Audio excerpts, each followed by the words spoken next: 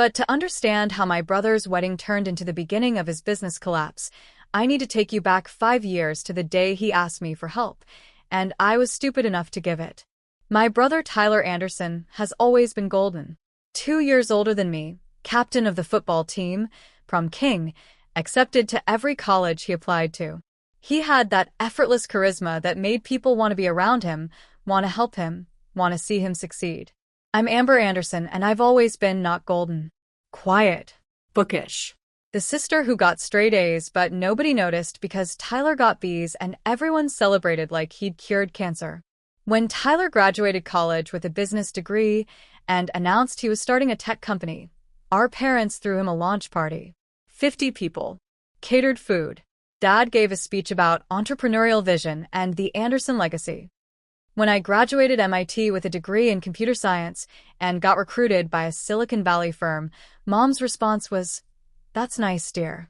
Can you help set up chairs for Tyler's launch party?" I helped set up chairs. Tyler's company was called Anderson Enterprises. He had a vision: create a platform connecting freelance consultants with businesses. A marketplace for expertise. It was a good idea. Lots of people had similar ideas. Most failed. Tyler was convinced he'd be different. He raised a small friends and family round $200,000. Our parents put in $50,000, their retirement savings. Uncle Jim put in $25,000. Various family friends contributed the rest. 6 months later, the money was gone. The platform barely worked. Tyler had spent $80,000 on a fancy office and $40,000 on a branding consultant. The family was worried. Dad was panicking about the retirement money. Tyler was charismatic, but losing confidence. That's when he called me. "Amber, I need your help." I was 23, working at my Silicon Valley job, making $140,000 a year. I'd been promoted twice in 18 months. I was building AI algorithms for ad targeting, and I was good at it. "What kind of help?" I asked. "Financial. The company needs another funding round. But investors want to see traction first. I need bridge funding to get us there.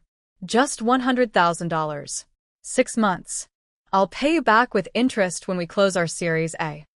"Tyler, I don't have $100,000 just lying around." "Yes, you do. You're making bank at that tech job. You live in a tiny apartment and drive a used car. You've got to have savings." He was right. I had $240,000 in savings. I lived modally. I was saving for something. A house someday. Security. The future. I don't know.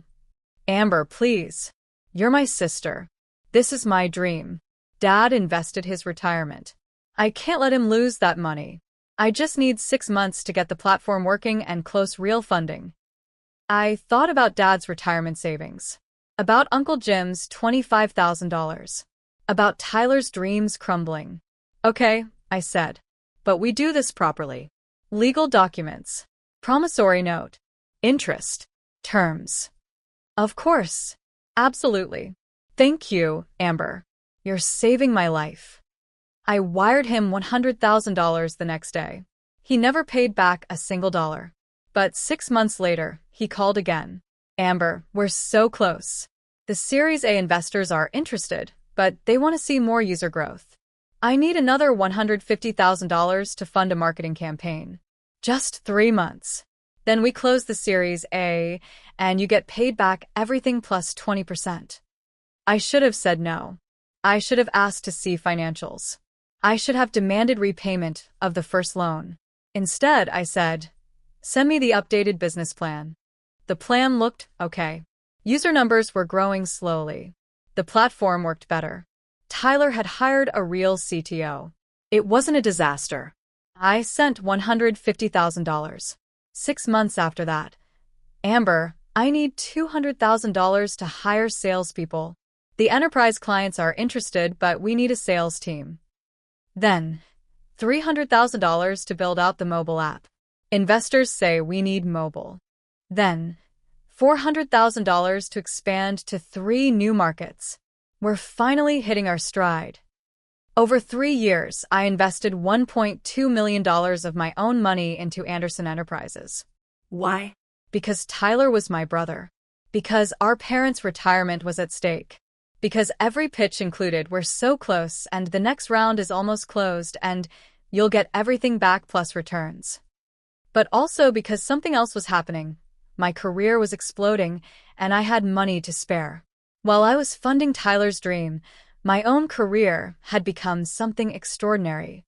The AI algorithms I'd built at the ad tech company got acquired by a major tech giant. My acquisition bonus, $800,000. I was 25 years old. The acquiring company hired me as a senior engineer. Salary, $280,000. Stock options that vested over 4 years. By 26, I was promoted to principal engineer. By 27, I was leading a team of 40 engineers building next-generation AI systems. My total compensation, $520,000 annually. My stock options were worth $3.2 million. I didn't tell my family. Why would I? Every conversation about my work was interrupted by Tyler's latest crisis or achievement. Every family dinner was Tyler's board meeting recap or fundraising update. When I mentioned my promotion to principal engineer, Mom said, "That's nice, honey.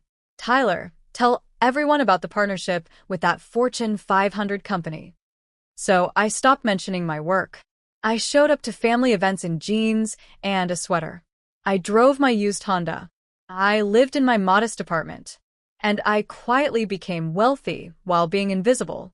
The $1.2 million I'd given Tyler? It barely dented my net worth. I had $4.8 million in the bank by age 28. But then Tyler's company actually started working. Year 4 of Anderson Enterprises was different. Tyler finally hired competent people. The platform worked. They signed 3 major corporate clients. Revenue hit $2.3 million annually. Tyler called me, ecstatic. "Amber, we did it. We're closing our Series A. $8 million at a $25 million valuation. That's great, Tyler. And you're going to be made whole. All your loans, you're getting converted to equity. You'll own 18% of the company." I did the math. 18% of $25 million was $4.5 million on paper. My $1.2 million investment was now worth $4.5 million. But Amber, there's one thing. The investors want a clean cap table. They're asking all the old notes to convert to equity at a discount to the Series A price. You'd get preferred shares, just like them, but at the old valuation. You'd own 18%, but your cost basis would stay at $1.2 million. Tyler, I don't understand. It's good for you. You're getting a better deal than the new investors. You're getting preferred shares. I was an AI engineer, not a finance expert. It sounded reasonable. Tyler sent documents. I signed them. What I didn't understand then, I just converted $1.2 million in debt that Tyler owed me with interest into equity that could become worthless if the company failed. Tyler's debt to me vanished. I became an investor with all the risk, but the company was growing. The Series A closed. Tyler was on top of the world. That's when things got weird. 6 months after the Series A, Tyler called again. "Amber, we need bridge funding to the Series B. Just $500,000. The Series B is going to be huge, $20 million at a $100 million valuation. But we need to show continued growth. This $500,000 gets us there." "Tyler, I already have 18% equity. Why would I put in more money?" "To protect your investment. If you don't participate in this bridge round, you'll get diluted in the Series B. You need to put in your pro rata to maintain your ownership." Again, it sounded logical. I sent $500,000. 3 months later. "Amber, we need another $400,000. The Series B investors want to see specific metrics. This gets us there." Then, $600,000 for an acquisition that will accelerate growth. Then, $700,000 to expand internationally. Over 2 more years, I invested an additional $2.8 million. Total investment in Tyler's company, $4 million. My current equity stake after all the dilution from new rounds, 22%. Tyler's stake, 31%. He'd negotiated anti-dilution protection I didn't have. Our parents' stake, 0.8%. They'd been diluted to almost nothing. The company was now valued at $85 million on paper. My stake was worth $18.7 million on paper. But on paper is very different from in my bank account. Meanwhile, Tyler was living like a successful CEO. Nice car, expensive apartment, designer suits. He was featured in local business magazines, 30 under 30 lists, startup podcasts. At family dinners he held court, told stories about board meetings and investor pitches and expansion plans. I sat quietly, eating my food, knowing I'd funded nearly every milestone he was celebrating. Nobody knew. Not even Tyler, really. I'd routed all my later investments through an LLC called Amber Holdings, so he just saw me as the investor rather than his sister bailing him out repeatedly. Then came the wedding announcement. Tyler was marrying Madison, a woman he'd met through business networking. She was beautiful, polished, worked in PR. Their engagement photos looked like a magazine spread. The wedding was scheduled for June at an exclusive vineyard in Napa. 200 guests. Weekend event. Rehearsal dinner, ceremony, reception, next day brunch. The save the dates said black tie optional. The gift registry was at stores I'd never heard of. Everything was expensive and elegant, and very Tyler.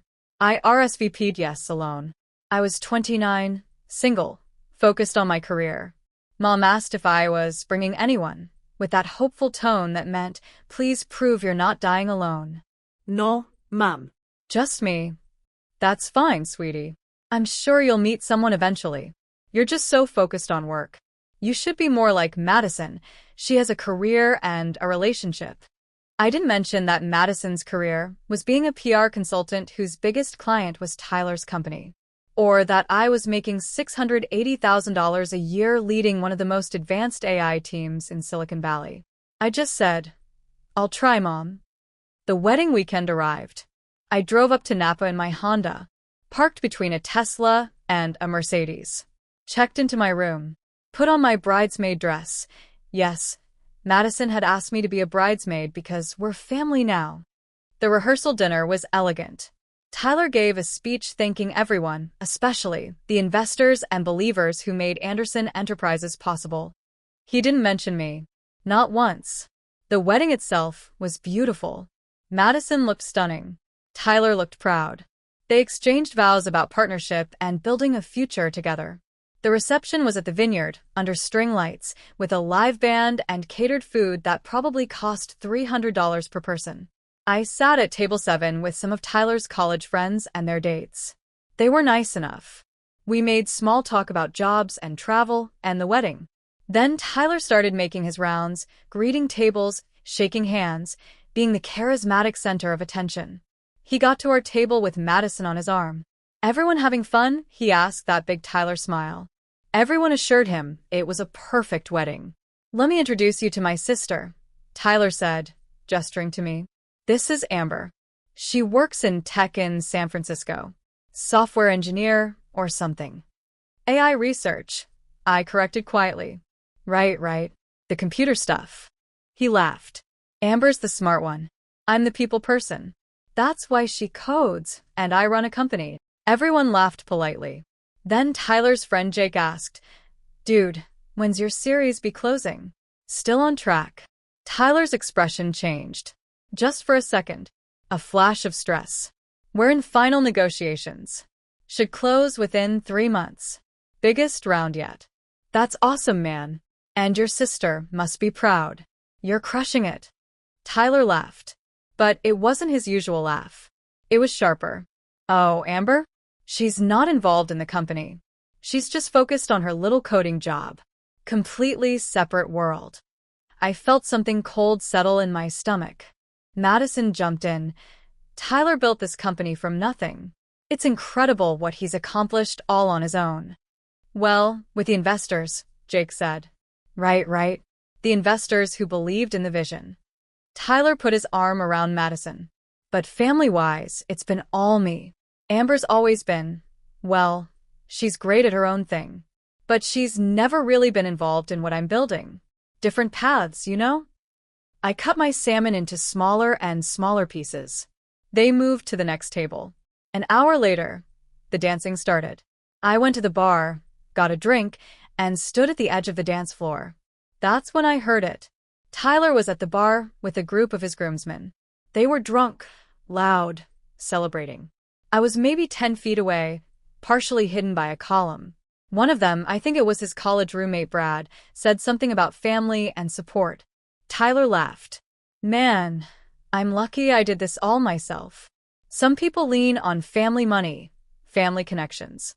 I built this company from scratch. What about your parents? Didn't they invest early? 50 grand in the first round. They believed in me, which was great. But the real building, the real growth, that was me and the team. Your sister seems cool. She helped it all. And there it was. Tyler's voice. Amber? Nah. She's completely worthless when it comes to business. Always has been. Great at her computer stuff, but contributes nothing to the family or the company. She's just kind of there. You know. They all laughed. She's never offered to help. Brad asked.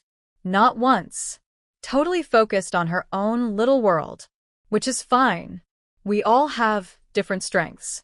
Hers is sitting in front of a computer. Mine is building something real. More laughter. They toasted. Drank. I stood there, drink in hand, listening to my brother, whose company I'd funded with $4 million, whose business existed because I'd bailed him out repeatedly for 5 years. Call me worthless. I set down my drink. I walked onto the dance floor. I danced with Madison's cousin. I smiled. I laughed at appropriate moments. And I made a decision. Monday morning, I was back in San Francisco. Back in my office with the view of the bay. Back to my AI models and my team and my actual life that Tyler dismissed as sitting in front of a computer. I opened my email. Subject: Urgent. Investment withdrawal, Anderson Enterprises. Dear partners at Lighthouse Capital Management. Effective immediately, I am requesting full withdrawal of all investments made by Amber Holdings LLC in Anderson Enterprises. This includes asterisk all equity positions, 22% ownership, asterisk all outstanding convertible notes, asterisk all bridge funding agreements. Please initiate buyback negotiations with Anderson Enterprises board immediately, with a 30-day deadline for full liquidity of all positions. If Anderson Enterprises cannot provide liquidity within 30 days, please initiate alternative exit proceedings per the investment agreements. Best regards, Amber Anderson Principal, Amber Holdings LLC. I hit send. Then I made a second call to my lawyer. David, it's Amber Anderson. I need you to review my investment agreements with Anderson Enterprises. Specifically, I need to know my rights around forced buyback and liquidation preferences. David was quiet for a moment. Amber, if you pull out of Anderson Enterprises, especially with your percentage, you could collapse the entire company. I know. Is that what you want? I thought about Tyler's laugh. She's completely worthless. I thought about 5 years of funding his dream while being invisible. Yes, I said. That's exactly what I want. Day 1. My investment firm contacted Anderson Enterprises CFO with the withdrawal request. Formal, professional, immediate. Day 2. Silence. I went to work, led a meeting on our new AI model, got praised for our progress, had lunch with my team. Life continued. Day 2, 4:47 p.m., Tyler called. I didn't answer. Day 2, 4:52 p.m., Tyler called again. I didn't answer. Day 2, 5:03 p.m., Mom called. Amber, Tyler is trying to reach you about something urgent with his company. Please call him back. I didn't call back. Day 2, 7:23 p.m., Tyler texted. Amber, call me. Now. This is serious. I turned off my phone. Day 3, 9:15 a.m., my lawyer called. Amber, Anderson Enterprises lawyers just contacted me. They want to negotiate. They're saying a forced buyback would bankrupt the company. What did the investment agreement say about my rights? You have full liquidation preference. Your $4 million investment comes out first, before any other investors, before Tyler's equity. And you have the right to force a buyback within 30 days or initiate dissolution proceedings. So, I can force them to pay me $4 million within 30 days, or I can dissolve a company? Essentially, yes. It's unusual for a family investment to have such strong terms, but these are standard institutional investor protections. Tyler's lawyers should have negotiated better terms when you invested. They didn't because Tyler didn't think of me as a real investor. He thought of me as a sister who'd never actually pull the trigger. Well, David said slowly, are you pulling the trigger? Yes. Day 3, 2:34 p.m., Tyler's CFO called my investment firm. The call I heard about later went like this. CFO, we need to understand the withdrawal request. Is Ms. Anderson serious about the 30-day timeline? Lighthouse Capital. Completely serious. She wants full liquidation of her position. CFO. That's $4 million in cash. Plus, she has liquidation preference, so that comes out before our Series A investors get anything. If we pay her, we'll have less than $800,000 in operating capital. We'll be insolvent within 60 days. Lighthouse. That's unfortunate, but per the investment agreements. CFO. This will destroy the company. We have 47 employees. We have major clients. We're in Series B negotiations. Please, can we schedule a call with Ms. Anderson to discuss alternatives? Lighthouse. Ms. Anderson's instructions were clear. 30 days. Full liquidation. No negotiations. Day 3, 4:47 p.m. Tyler's CFO called Tyler. Sir, we have a major problem. Our primary investor is pulling out. All $4 million. We have 30 days to pay them back or they can force dissolution of the company. Who the hell is the primary investor? According to our cap table, Amber Holdings LLC. There was a long pause. That's my sister's investment company. Your sister? Amber. My sister Amber. She's our biggest investor? Sir, she owns 22% of the company. She's invested $4 million over 5 years. She has full liquidation preference over all other investors. Another pause. Oh my God. The coding job. She was funding us the whole time. Day 4, Anderson Enterprises held an emergency board meeting. I know what happened because it's on the record. Board minutes are formal documents. My lawyer got them as part of the withdrawal process. The minutes read, Emergency Board Meeting, Anderson Enterprises date, 3 days after wedding, called by CFO at CEO's request attendees, Tyler Anderson, CEO, board members, legal counsel, CFO. Tyler Anderson opened the meeting by explaining that the company's largest investor, Amber Holdings LLC, 22% equity for $1 million invested, has requested full withdrawal with 30-day liquidation timeline. Tyler Anderson disclosed that Amber Holdings LLC is controlled by his sister, Amber Anderson. Board expressed shock that CEO had not disclosed family relationship with major investor. Tyler Anderson explained he didn't think it was relevant and didn't realize she'd invested so much. CFO presented financial analysis. Asterisk current cash on hand, $3.2 million. Asterisk required payment to Amber Holdings for $1 million liquidation preference. Asterisk shortfall, $800,000. Asterisk options. 1. Emergency fundraising, unlikely in 30 days. 2. Major asset sales, would damage business. 3. Negotiate with Amber Holdings, she's refused. 4. File for bankruptcy protection. Legal counsel advised that bankruptcy would trigger clauses in contracts with major clients, likely causing them to terminate. Board member Sarah Chen asked, why is she pulling out? Tyler Anderson. I don't know. She didn't say anything at my wedding. She seemed fine. Board member James Liu. Did something happen at your wedding? Long silence. Tyler Anderson. I may have said some things. I didn't know she was the investor. I thought she was just my sister who worked a coding job. Board member Chen. What did you say? Tyler Anderson. I called her worthless. I said she contributes nothing to the family or the company. I didn't know. Board member Lou, you called your largest investor, who has funded this company for 5 years, worthless? At your wedding? In front of people? Tyler Anderson. I didn't know she was the investor. Board member Chen. That's not the point. The point is you said it all. Whether she was an investor or not, she's your sister.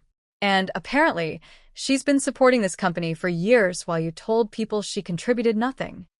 Meeting adjourned with no resolution. CFO instructed to continue attempting contact with Amber Holdings, LLC. I read those minutes and felt nothing. No satisfaction. No anger. Just a strange, cold clarity. Day 7. Tyler showed up at my office. My assistant called. Ms. Anderson, there's a Tyler Anderson here to see you. He says he's your brother, and it's an emergency. I almost said to send him away, but curiosity won. Send him in. Tyler walked into my office, the office with floor-to-ceiling windows, the view of the Bay Bridge, the modern furniture, the awards on the wall for AI innovations, and stopped. He looked around, really looked, at the evidence of my success, at the life I'd built while being called worthless. This is your office. Yes. You're really senior here. Principal à y rechercher. I lead a team of 40 engineers. We build next-generation machine learning systems. He sat down without being invited. He looked terrible. Gray. Exhausted. Amber, please. We need to talk about the withdrawal. There's nothing to talk about. The company will collapse. 47 people will lose their jobs. 5 years of work will be gone. Our parents' investment will be worthless. Everything I've built. Everything we've built. I corrected. I built it too, Tyler. With $4 million over 5 years. While you told people I was worthless. I didn't mean. Yes, you did. You've always meant it.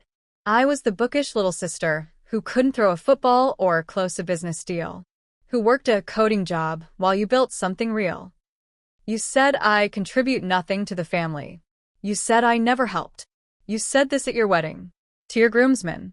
While standing in a vineyard I helped pay for, celebrating a life I helped fund. I didn't know you were the investor. That's the problem, Tyler. My voice was sharp. Cold. You didn't know because you never asked. Not once in 5 years did you sit down with me and ask, hey, how's work actually going? What do you do? What's your life like? You just assumed I was some coder making decent money. You never looked at the investment documents. You never questioned where Amber Holdings LLC came from. You just took the money and called me worthless. I'm sorry. You're sorry you got caught. You're sorry the worthless sister is actually the only reason your company exists. He put his head in his hands. What do you want? Name it. Anything. Board seat? More equity? Public acknowledgement? What? I want you to experience what your company looks like without me propping it up. Amber, please. You have 23 days left. Figure it out. You're the brilliant CEO who built everything from scratch, right? You're the people person. The visionary. So go vision your way out of this. Our parents will lose everything. Our parents lost everything when they invested their retirement in your company. They just didn't know it yet. At least this way they'll learn the truth, that I was the only thing keeping it afloat. I'll tell everyone. I'll tell the whole family what you did. That you funded everything. Please do. I'd love for them to know. I'd love for Mom to know that her little coding job daughter funded 5 years of your success story. I'd love for Dad to know that his Golden Boys company only exists because his worthless daughter kept bailing him out. Tyler stood up. You're really going to destroy everything over something I said when I was drunk? No, I said quietly. I'm going to stop rebuilding something you destroyed every time you dismissed me, ignored me, and took my money while calling me worthless. The difference is this time. I'm not going to be the invisible foundation. I'm going to let you see what your company looks like when I'm not holding it up. He walked to the door. Paused. I'm proud of what you've accomplished, he said. This office. Your career. I should have seen it. I should have asked. You should have, I agreed. But you didn't. And now you never will. He left. Day 15. Anderson Enterprises held a second emergency board meeting. They voted to attempt emergency fundraising. Day 20, no investors would commit. The company was overleveraged, undercapitalized, and now had an internal crisis with their largest investor withdrawing. Day 23, Tyler called a company all-hands meeting. Announced they were shutting down operations. Everyone was laid off effective immediately, with 2-week severance. Day 25, Anderson Enterprises filed for bankruptcy protection. Day 30, my $4 million came out first, per liquidation preference. The Series A investors got about 40 cents on the dollar. Our parents got nothing. Tyler's equity was worthless. 5 years of work gone in 30 days. It's been 4 months since the bankruptcy. Here's where everyone stands. Tyler is working as a consultant, making about $80,000 a year. He moved into a small apartment, sold his nice car. He's humbled, quieter. Our parents know the truth now. Tyler had to explain why the company collapsed. They know I funded everything. They know he called me worthless. Mom cried for a week. They call me now. Actually call. Ask how I'm doing. Ask about my work. They're trying. It's awkward but honest. Tyler and I don't speak. Maybe we will someday. Maybe we won't. As for me, I got promoted. Executive AI Director. I'm 30 years old, making $920,000 a year, leading critical company initiatives. Last week I got a letter from Tyler. Just 1 page. Amber, you were right. About everything. I built a company on your money, while calling you worthless. I took credit for success that was only possible because of you. I never saw you because I never looked. I don't expect forgiveness. But I want you to know, I see you now. And I'm sorry it took losing everything to finally understand what you'd been giving all along. The bankruptcy was the best thing that ever happened to me. Not because I wanted it, because it forced me to see the truth. That I wasn't a self-made success. I was your charity case who mistook your generosity for my genius. I hope someday we can talk. But I understand if we can't. Your worthless brother, Tyler. I put the letter in my desk drawer. I'm not ready to respond. Maybe I will be someday. But for now, I'm content being Amber. Just Amber. The AI researcher who learned that the people who call you worthless are usually the ones standing on your shoulders. And I'm done being anyone's foundation. Here's what I learned. Your worth isn't determined by the people who can't see it. For 5 years, I was called worthless. While funding my brother's dream. While making his success possible. While being invisible. The truth is, I was never worthless. I was just surrounded by someone who needed me to be worthless, so he could feel valuable. My brother called me completely worthless at his wedding. In front of his groomsmen, while celebrating a life built on my $4 million. The irony would be funny if it hadn't cost him everything. But here's what I know now. I didn't destroy his company. I just stopped building it for him. And the moment I stopped, it collapsed, not because I was destructive, but because I was the only thing holding it up. I don't know if Tyler and I will ever be close again.